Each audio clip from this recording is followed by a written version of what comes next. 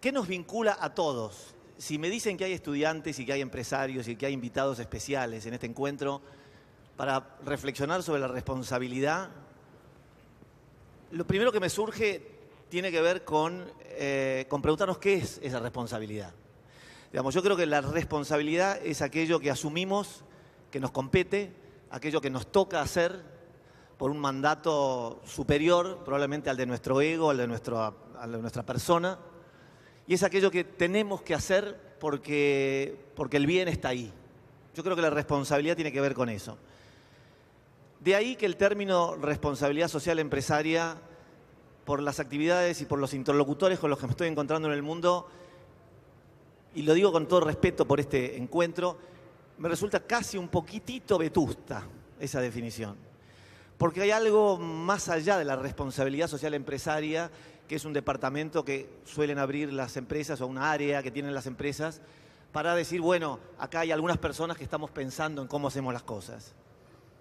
Yo creo que no se trata de que haya algunas personas destinadas a pensar eso, sino que todos tenemos que pensar cómo hacemos las cosas y la responsabilidad social, ambiental, humana, espiritual, sanitaria, educacional, tiene que ser patrimonio de todos nosotros, esa responsabilidad.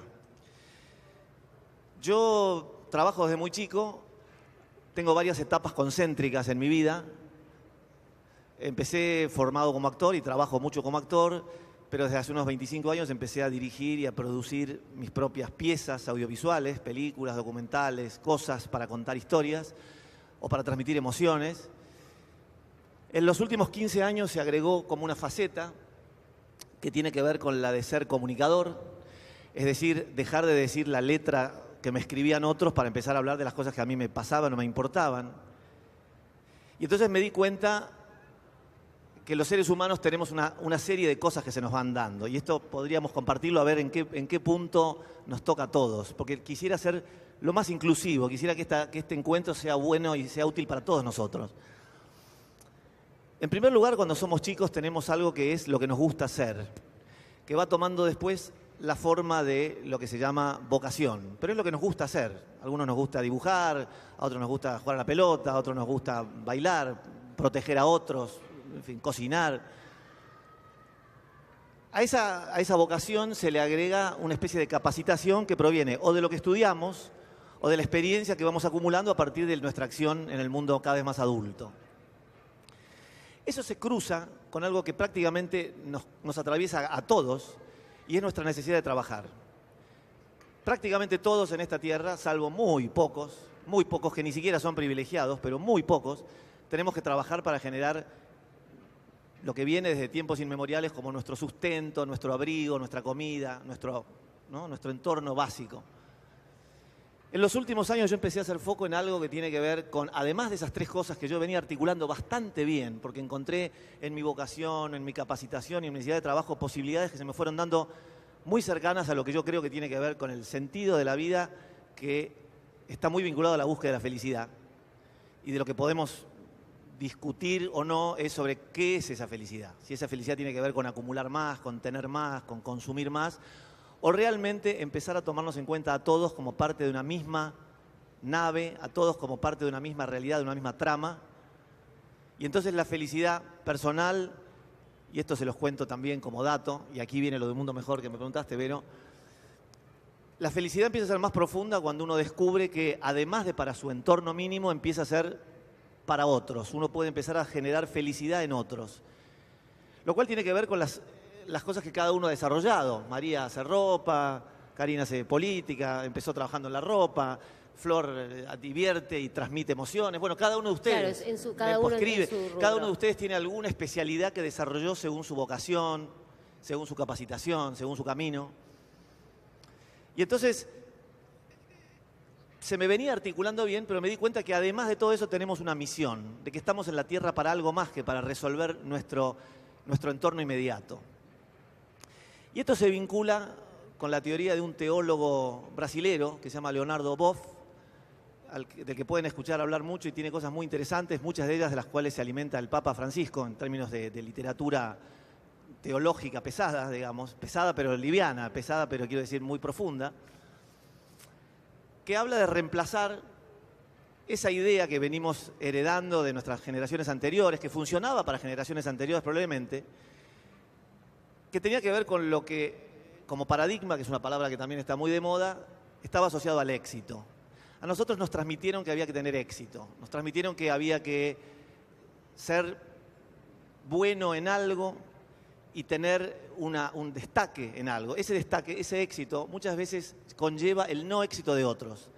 Porque se es más rico que el que es más pobre, más lindo que el que es más feo, más flaco que el que es más gordo, más famoso que el que es más desconocido.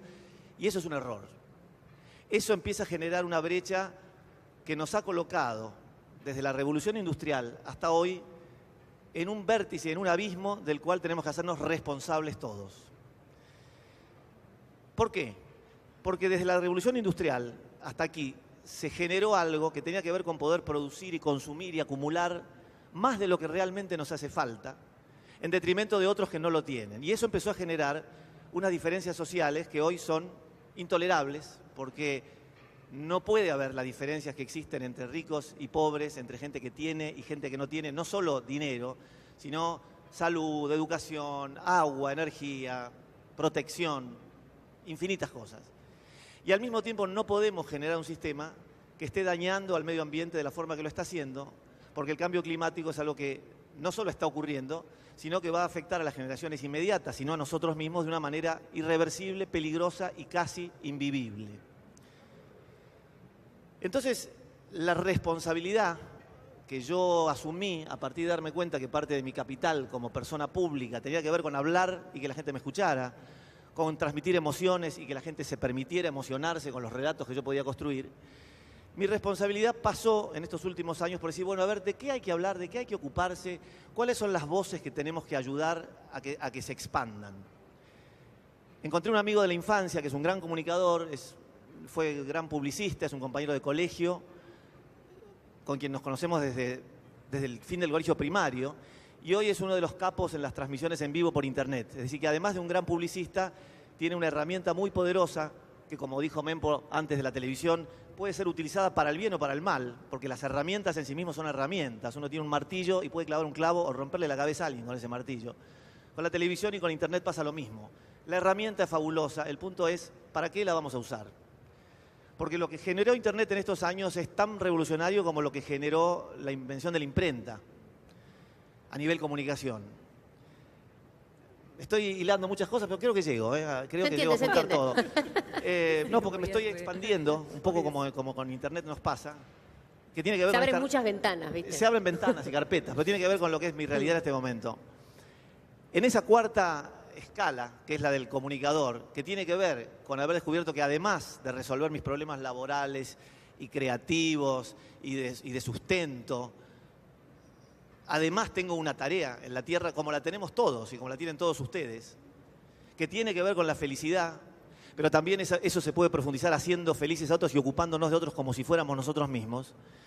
Las fronteras empiezan a borronearse y empieza a no haber distancia entre los que vivimos en la ciudad y en el interior, los que vivimos en la Argentina y en otros pueblos de Latinoamérica, los que vivimos en América y en otros pueblos de África, los que viven en África y otros pueblos de Europa o de Asia, porque el mundo es uno solo y el sistema humano es uno solo. Y yo creo personalmente que es el momento en que empecemos a tomar la responsabilidad entre todos de proteger el sistema humano que hemos creado y venimos manejando más o menos y que es hora de corregir. En ese lugar todos tenemos responsabilidad, todos ustedes, todos nosotros, todos en sus casas, porque ahora enfrentamos un desafío, de redefinir el sistema humano, que involucra, por supuesto, a los políticos, que involucra, por supuesto, a las empresas, que involucra, por supuesto, a las ONGs, pero también involucra, y muchísimo, a todos los ciudadanos comunes que gastamos dinero todos los días eligiendo a qué empresa o a quién apoyamos. Y aquí viene el tema de la responsabilidad social empresaria. Es decir, las empresas con las que nosotros nos movemos y a las que diariamente estamos dándoles dinero permanentemente, bancos, almacenes, alimenticias, ropa, todo lo que hacemos todo el día con dinero impacta en el mundo. Impacta en términos de energía, en términos de trabajo esclavo o no esclavo, en términos de daño a la naturaleza. Nosotros podemos operar ese cambio desde el lugar que nos toca y yo me estoy dedicando en este momento a comunicar las soluciones que mucha gente trae a los problemas sociales y ambientales que padece o que atraviesa nuestra humanidad entera. No me estoy ocupando específicamente de los problemas de la Ciudad de Buenos Aires, ni de la Argentina, ni de Latinoamérica. Son problemas comunes. Los problemas que hay en el conurbano son los mismos problemas que hay en el Asia, los mismos problemas que hay en Canadá, los mismos problemas que hay en países desarrollados. Porque así como los pobres no tienen para comer, los ricos no tienen para vivir tranquilos porque viven aterrados, viven tomando pastillas para calmar su angustia, sus ataques de angustia, el miedo a que los maten, a que los roben, a proteger lo que tienen, porque ya no se trata de salvarse. Ya no se trata de, como nos enseñaron nuestros abuelos, con la mejor intención, hay que ahorrar dinero para comprarle a nuestros hijos una casa y con eso ya estamos salvados. No nos salvamos de nada haciendo eso. No nos salvamos comprándole un departamento a cada uno de nuestros hijos. Nos salvamos salvándonos todos juntos, trabajando todos juntos por el bien común y pensando en el otro como si fuera nosotros mismos. Para cerrar, con esto de Leonardo Boff que citaba antes, él hablaba del paradigma del éxito y él propone reemplazar ese paradigma del éxito por el paradigma del cuidado. El cuidado es una palabra mágica que si tomáramos en cuenta en cada una de nuestras acciones, todo empezaría a ser diferente. Porque implica preguntarnos desde nuestro envase físico y espiritual si estas decisiones que estamos tomando son saludables, son cuidadosas, es el cuidado, con nosotros o no. Esto que como, esto que pienso, esto que me vinculo, esto que siento, esto que rezo, esto que hablo, ¿es saludable para mí? Es el primer paso. El siguiente paso es si es saludable lo que hago con las personas de nuestro círculo más próximo, los que queremos, los que conocemos, nuestros hijos, nuestra familia, nuestros amigos, nuestros vecinos. El mayor desafío es ampliar ese círculo hasta aquellos que no conocemos, pero que merecen lo mismo que nosotros. Todas las religiones han hablado de esto. Si nosotros algún día pudiéramos tomar a los que no conocemos con el mismo amor y el mismo cuidado que aquellos que queremos y queremos proteger y salvar y cuidar, los problemas del mundo serían probablemente muy menores. Entonces, esta teoría propone cambiar el paradigma del éxito por el paradigma del cuidado. Y eso ha llegado hasta el corazón de la economía, porque en mi camino me he empezado a encontrar pensadores, no solo filósofos, sino economistas, como Klinsberg, que organiza este maravilloso encuentro, sino grandes economistas que están pensando cómo redefinir la economía que viene para que podamos seguir habitando esta tierra en paz y en felicidad. Y eso implica que en el corazón mismo de las empresas se tome en cuenta el impacto social y ambiental que su actividad genera. Hay una nueva fórmula económica que viene a acompañar a lo que son las sociedades anónimas, las sociedades de responsabilidad limitada, es decir, las formas en que se construyó nuestra economía hasta el día de hoy, que son los sistemas B, que proponen en sus estatutos empresarios que de lo que se tienen que ocupar los socios de una empresa no es solo del rendimiento del capital, sino también del impacto social y ambiental que genera su propia actividad. Entonces crece la empresa, el lucro continúa, pero la humanidad sigue en pie y no se sigue destruyendo como lo venimos haciendo desde hace tiempo y hemos llegado a un punto en donde realmente tenemos que hacernos responsables. Muy bien. Muchas gracias. No, un placer.